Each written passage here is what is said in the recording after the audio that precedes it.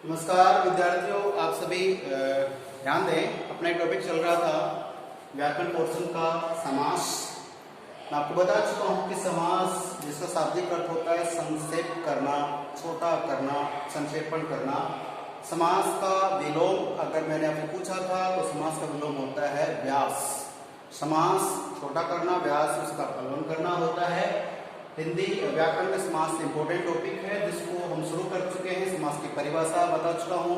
दो या दो से अधिक शब्दों को अगर पास बैठाया जाता है, समास का शाब्दिक अर्थ में बताया था सम धन आस, यानी पास बैठना। अर्थात समास का मतलब दो या दो से अधिक शब्दों के मेल से एक नया शब्द बनता है, उसको हम समास कहते हैं। ठीक है, तो समास का अर्थ पढ़ लिया, परिभाषा पढ़ लिया। उसके बाद हमने शुरू किए थे कि समास जो है वो प्रधानता के आधार पर चार प्रकार के होते हैं। प्रधानता का मतलब होता है, पहला पद प्रधान होता है वो अवयव समास होता है।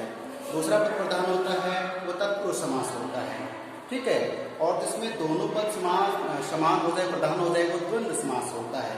ठीक है, और जिसमें पहला पद भी प्रधान नहीं है, दूसरा पद भी प्रधान नहीं है, फिर उसमें अन्य ही अर्थ निकलता है, वो समास बहुब्रीहि होता है। तो प्रश्न ये है कि समास के प्रकार कितने हुए? तो समास के प्रकारों की बात करें तो प्रधानता के आधार पर चार प्रकार के हैं। वैसे आपसे को पूछ ले कि समास के कितने भेद होते हैं, तब आप कहेंगे समास के 6 भेद होते हैं। तो फिर वो दो कौन से हैं? वो दो मैंने बताया कि पहला अविभाव है, दूसरा तत्पुरुष है, तीसरा द्वंद्व है और चौथा बहुब्रीहि है। फिर ये दो कहां से आ गए?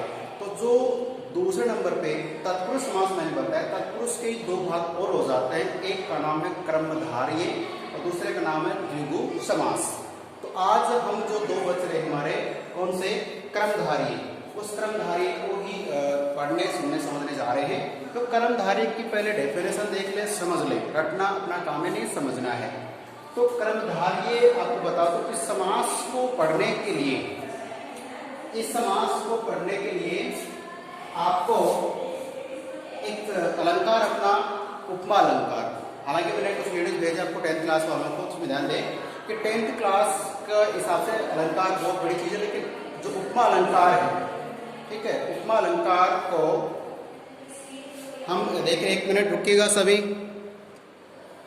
तो प्यारे बच्चे, हम बात कर रहे हैं कि इसको समझना बहुत डिफिकल्ट है। बच्चे क्या करते हैं, एग्जाम्पल रटते तो कहीं तो रटा काम आ गई, बाद में समस्या आती है। हमें ऐसा पढ़ना है कि लाइफ में कभी भी समास आए क्लियर कर सकते हैं। समास आज 10th में आ रहे हैं, 11th 12th में आएंगे, आगे आप कोई भी कंपटीशन एग्जाम देंगे, जैसे RS IS, किसी में दीजिए, समास हमेशा आता है और कंफ्यूज करता है। जितनी बड़ी क्लास, जितनी बड़ी एग्जाम, उतना डिफिकल्ट एग्जाम्पल होता है। तो कर्मधारय को समझ लीजिए। इसमें एक होता है उपमेय, एक होता है उपमान। कई बच्चे उपमान नहीं समझते, तो उसके लिए दिया गया है कि एक होता है विशेषण और एक होता है विशेष्य। तो ये विशेषण उपमान होता है, विशेष्य उपमेय होता है। तो ये होता क्या है? ठीक है, ये सारी बातें डिस्कस करेंगे। तो मेरे साथ पूर्ण रूप से जुड़िए, ध्यान दें। कर्मधारय की परिभाषा है कि इस समास में प्राय का अक्सर हमेशा क्या होता है? एक पद विशेषण होता है। दो पद होते हैं किसी समास में, तो एक पद क्या होगा? विशेषण होगा, और एक पद क्या होगा? दूसरा पद क्या होगा हमारा? विशेष्य। विशेष्य कहीं ध्यान रखना, विशेष्य ऐसे लिखा जाता है, विशेष्य। तो एक तो विशेष्य हो गया, एक हो गया विशेषण हो गया। इन दोनों का अगर मेल होता है वही क्रमधारय समास है। तो विशेषण क्या होता है? आप जानते हैं, विशेषण पढ़ा होगा आपने। विशेषण होता है कि संज्ञा और सर्वनाम की विशेषता बताए, वो सब क्या होता है? विशेषण होता है। और विशेष्य क्या होता है? आपने कहते हैं कि विशेषण तो वो है जो संज्ञा की सर्वनाम की विशेषता बताता है। फिर विशेष्य किसे कहेंगे? विशेष्य वो शब्द होता है जिसकी विशेषता बताई जाती है। ठीक है, तो ध्यान रखना। मैं आपको और समझाऊंगा इसमें एग्जाम्पल में, ध्यान दीजिएगा कि ये परिभाषा हो, उसके बाद हम बात करते हैं कि विशेषण क्या होता है। विशेषण को उपमान भी कहते हैं। सिंपल भाषा में समझिए, उपमान या विशेषण बड़ी वस्तु होती है। विशिष्ट व्यक्ति हो सकता है, विशिष्ट वस्तु हो सकती है। ठीक है, तो बड़ी चीज जिससे हम अपनी तुलना करते हैं, तो बड़ी तो क्या कहलाएगी? विशेषण या उपमान कहलाएगी। और विशेष्य या उपमेय क्या होगा? साधारण वस्तु। जैसे मान लो अपन साधारण इंसान है, ठीक है, तो अपन क्या हो गए? विशेष्य हो गए, उपमेय हो गए। ठीक है, जैसे मैं कह दूं कि इस बालक का चेहरा तो चांद जैसा है, तो चांद तो क्या हो गया? विशेषण या उपमान हो गया। और बालक का चेहरा क्या हो गया? विशेष्य या उपमेय हो गया। समझ रहे हैं आप इसको कि साधारण और छोटी वस्तु तो विशेष्य या उपमेय है, और बड़ी वस्तु उपमेय, उपमान या विशेषण है। दोनों अगर याद रह जाते फिर कोई दिक्कत नहीं। तो परिभाषा आपके सामने है। विशेषण उपमान किसे कहते हैं? संज्ञा या सर्वनाम शब्दों की विशेषता जो प्रकट करता है वो तो विशेषण हो गया। और जिन संज्ञा या सर्वनाम शब्दों की विशेषता प्रकट की जाती है वो विशेष से होते हैं। कई बार से समझ में नहीं पाओ तो मैंने आपको सिंपली समझा दिया। एग्जांपल देखिए, मेरे पास एक छोटा बच्चा राम है, मैंने कहते राम का चेहरा चांद जैसा है, तो चेहरा तो क्या हो गया विशेष से, उपमेय, चेहरा तो नॉर्मल है, और क्या कह दिया चांद जैसा है, तो चांद क्या हो गया उपमान और विशेषण। ठीक है, तो यहाँ तक तो समझ में आ चुका है। तो अब एग्जाम्पल लेते हैं क्रमधारी के। इसमें देखिए दो पद होंगे, एक पद क्या होगा विशेषण होगा, दूसरा पद क्या होगा विशेष से होगा, साधारण चीज होगा, ध्यान रखना। ठीक है, नील गगन। अब नील गगन में आप देख रहे हैं कि नीला है जो गगन, गगन का मतलब आकाश या आसमान से लेते हैं, और नीला एक रंग है। तो आसमान तो जनरली हम देखते ही है, लेकिन क्या है कि उसकी विशेषता बता दी है। मैं आपको एक अच्छी बात बता दूं कि जब आप विशेषण पढ़े या यहाँ पे आप देखें तो आप देखना कि जो विशेषण है, जो गुण है, वो पहले इधर आएगा, और बाद में देख लीजिए इधर नील है, इधर महा है, इधर मृग है। तो बात करें कि जो गुण होता है, जो विशेषता होती है, वो इधर पहले आएगी, उसके बाद में विशेष है, पहले विशेषण फिर विशेष है, ये ध्यान रखना। ठीक है, तो अब ध्यान रखिए नील गगन आपको सब देते, इसमें आपको समास बताना है। आप अंदाजा लगाए इसका विभाग मैंने विस्तार क्या किया, नीला है जो गगन, तो इतना ही लगाना है आपको। बात करें महात्मा, अब महात्मा से मतलब है कि महान है जो आत्मा, उसको कहते हैं महात्मा। तो इसमें पहला पद क्या है, पहला पद विशेषण है, दूसरा पद क्या है विशेष से है। विशेष से वो जिसकी विशेषता बता रहे हैं, विशेषण वो जो विशेषता प्रकट करता है। तो पहला पद क्या होगा गुण होगा, विशेषता होगी, इस बात का ध्यान रखना है।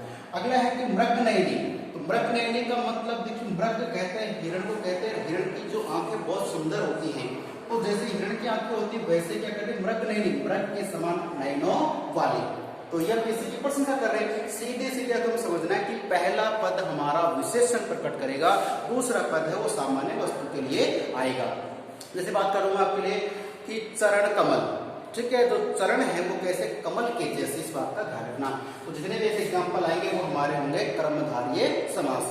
समझ रहे, ध्यान दें। इसमें एक समस्या भी है, समस्या ये कि जब हम अगला समास पढ़ेंगे बहुब्रीहि, बहुब्रीहि में ऐसा आपको दिखेगा, लेकिन बहुब्रीहि और कर्मधारय अलग अलग है, बहुत से बच्चे एक ही मान लेंगे। जैसे बात कर रहे हैं यहाँ पे कि नीलकंठ, या तो नील गगन था, मैं लिख दूं नीलकंठ, तो फिर क्या हो जाएगा नीला है कंठ जिसका, वो कौन है, वो है भगवान शिव। भगवान शिव जो है उनको कहा जाता है नीलकंठ। तो तीसरा अर्थ निकले वो बहुब्रीहि समास होता है। अब मैंने आपको नील का समझाया, ठीक है, कि नीला है जो गगन, ठीक है, नील गगन की बात करें, नील गगन, नीला है जो गगन। फिर मैंने कहता है कि नीलकंठ, नीला है कंठ जिसका, और वो कौन है शिव जी भगवान है। लंबोदर, लंबा है उदर का, वो कौन है श्री गणेश जी भगवान है। लेकिन उसमें तो गणेश जी शिव जी आ रहे हैं ना, तो वो तीसरा अपने के लिए तब तो क्या हो जाएगा बहुब्रीहि। तो प्यारे बच्चों यहाँ पे आपको यही देखना है कि सर ने कितना विस्तार किया है कि नील गगन, नीला है जो गगन, बस एक तो गगन है उसकी विशेषता है। अगर ये दो ही बात आ रही तब तो क्रमधारय है, और तीसरा अर्थ निकलेगा तब क्या हो जाएगा वहां पे बहुब्रीहि हो जाएगा। जैसे लिख दिया दशानन, 10 है आनंद जिसके, कौन है रावण है, तो वहां पे क्या हो जाएगा बहुब्रीहि। लेकिन उसके और इसके उदाहरण में अंतर करना हमारा दायित्व है, इसे ढंग से समझना है। कोई डाउट्स हो तो आप कमेंट कर सकते हैं, पूछ सकते हैं, बता सकते हैं। तो क्रमधारय के बाद हम चलते हैं द्विगु समास में। द्विगु समास भी तत्पुरुष का ही भाग है, 6वां नंबर इसका आ रहा है। तो द्विगु का देखो प्यारे बच्चे ध्यान रखें, शब्द में अर्थ होता है द्वि, द्वि का मतलब दो।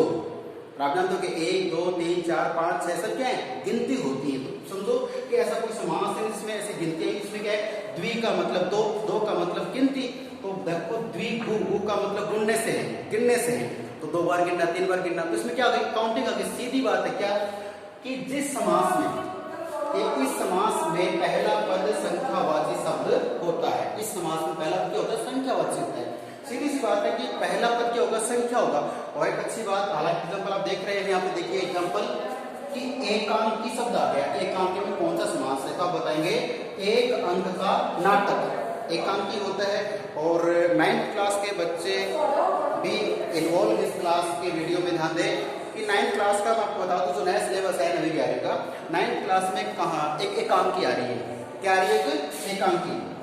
ये जो आपकी किताब में पाठ होते हैं, कोई पाठ एकांकी होता है, कोई निबंध होता है, कोई कहानी होता है, कोई उपन्यास होता है, ठीक है, आपको इस चीज का भी नॉलेज नहीं है। एकांकी का मतलब तो उस पाठ में एक अंक का ही सीन चलता है। तो एकांकी यहाँ हमारा समास तो कौन सा, द्विगु है। द्विगु समास में उदाहरण है एकांकी, एक अंक का नाटक। लेकिन बात करें कि ये तो इसका हमने क्या समास का विग्रह कर दिया, एक अंक का नाटक, उसे कहेंगे एकांकी, ठीक है। तो इसमें पहला पद क्या है, एक। अब एक का मतलब संख्या, तो क्या होगा, द्विगु समास हो गया। अब बात करें कि एकांकी, तो मैं बात करूं 9th क्लास में एक एकांकी लगा, उसका नाम है रीढ़ की हड्डी। एक 9th क्लास का लेसन है रीढ़ की हड्डी, वो एक एकांकी है। और जिसको भी मौका मिले उस रीढ़ की हड्डी एकांकी उस पाठ को पढ़ के देखना, बहुत ज्यादा आपको इंटरेस्ट आएगा। बहुत से एक कहानी है, हंसने की कहानी है, ठीक है। चलिए, तो एकांकी का मतलब एक अंक का। इकट्ठा, इकट्ठा का एक जगह इकट्ठा या एक जगह स्थित होना।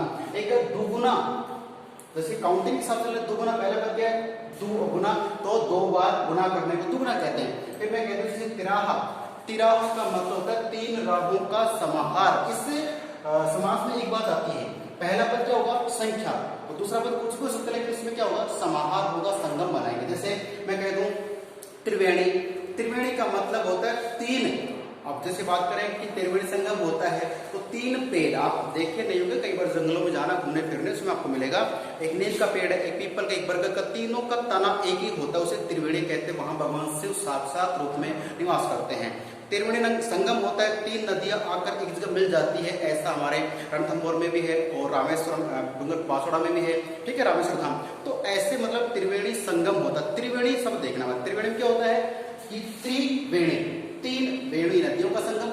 ऐसे बात करें तिराहा, 3 राहों का, 3 राह है, कई बार जैसे मान लीजिए रास्ता है और यहाँ पे इतना जुड़ रहा है, तो एक इधर से आता है, एक इधर से आता है, इधर से आता है, ये क्या हो गया, तिराहा हो गया। अब बात करें ये तो तिराहा, ठीक है, और इसी को आगे बढ़ा दो तो 4 राहों का समाहार जहां मिल रहा है उसे चौराहा बोल देंगे। तो पहला पद क्या हो गया, संख्यावाची।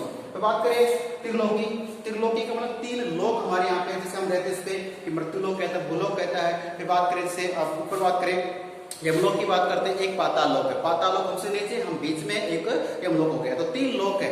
वैसे त्रिलोकी का नाथ एक ही नाथ है, कौन, भगवान शिव त्रिलोकी नाथ कहलाते हैं, वो तीनों लोकों को चलाते हैं।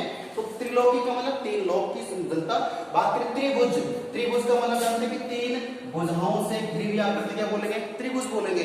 तो ये अच्छा त्रिभुज, वाले बच्चे ध्यान दें, साइंस मैथ में कई बार आ जाए कि जैसे मान लीजिए ऐसा एक चित्र है, ये 3 भुजाएं तो है, इसको त्रिभुज नहीं कह सकते। तो परिभाषा क्या होगी, 3 भुजाओं से घिरी हुई बंद आकृति। अभी बंद हो जाए तब तो त्रिभुज है, और खुली है तो त्रिभुज नहीं कहलाएगा। अपना हिंदी के हिसाब से देखें तो त्रिभुज 3 भुजाओं से घिरी हुई आकृति त्रिभुज कहलाती है। टॉपिक क्या है कि पहला पद क्या होना चाहिए, संख्यावाची। 9 ग्रह हो गए, सप्तऋषि 7 ऋषि हो गए, ठीक है। अब कुछ बच्चे बोल सकते हैं दशानन में भी तो पहला पद 10 आ रहा है, तो वहां तीसरा अर्थ निकल रहा है, तो बहुब्री ही बेटर रहेगा, दशानन यहाँ पे नहीं लेंगे, ठीक है, ये ध्यान रखना है। शताब्दी 100 वर्षों का सम हो गया, दशाब्दी 10 वर्षों का सम हो गया। तो पहला पद क्या होगा, संख्यावाची, तो क्या हो जाएगा, द्विगु समास। समझ चुके होगा। तो ये था हमारा आज के इस वीडियो का एक पोर्शन, और मैंने समास का परिभाषा है वो बता दी है, और वो बता दिया आपको, तत्पुरुष भी पढ़ा दिया है। तत्पुरुष के लिए आपको कारक ध्यान रखने पड़ेंगे, कर्ता ने कर्म को करण से संप्रदान के लिए, अपादान से अलग होने के लिए, अधिकरण में पर, ये आपको कारक याद रखने पड़ेंगे, आपका तत्पुरुष क्लियर हो जाएगा, ठीक है। एग्जाम्पल ज्यादा करें, नहीं समझ में तो आप पूछ सकते हैं जब भी गूगल मीट पे क्लास होती है। और अब अपना क्रमधारीय और द्विगु हो चुका है, अब एक बचता हमारा बहुब्री, जो आपको एक वीडियो में और बना के समझा दिया जाएगा। कोई डाउट्स हो पूछना जरूर है, टॉपिक को क्लियर कर लेना, ठीक है। तो मिलते हैं अगले वीडियो में, तब तक के लिए नमस्कार, धन्यवाद, जय हिंद।